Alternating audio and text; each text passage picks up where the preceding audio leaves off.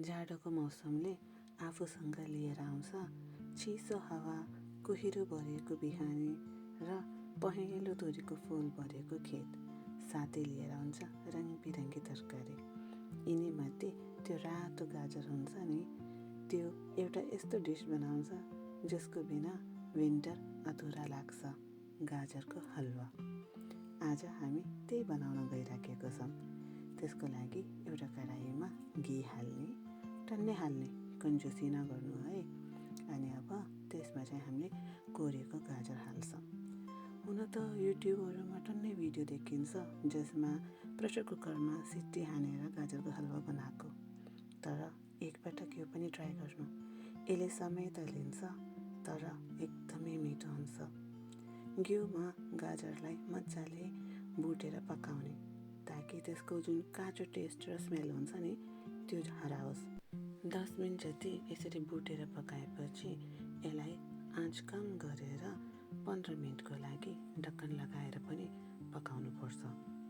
15 मिनटपछि गाजर चाहिँ कम भइहाल्छ सुकेर।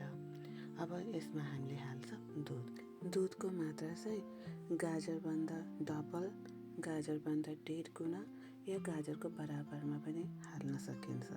दुध बोइल भएर रेड्युस भएर मावाको टेक्स्चर आउने हो हलुवामा। त्यसैले गर्दा दुध जति धेरै त्यति नै मावा टेक्स्चर हामीलाई मिल्छ, जसले गर्दा हलुवामा हामीलाई एकदम रिच टेस्ट मिल्छ। दुध उब्लिँदा बेला बेला हलुवालाई चलाउँदै पनि गर्ने ताकि तल नसमातोस् है। हेर्नुहोस् न, उब्लिँदा दुध पनि कस्तो मिठो पहेँलो कलर भइसकेको छ नि त। अनि दुध उब्लिएर सुकेपछि हामीले यसमा चिनी हाल्छौँ। मैले चाहिँ चिनी हाल्ने भिडियो लिन बिर्सेको छु है। चिनी हालेपछि यसमा हाल्छौँ सुकमेल कुटेको। अनि त्यसपछि कुनै पनि ड्राई फ्रुट्स हजुरसँग जुन छ त्यो हाल्न सक्नुहुन्छ।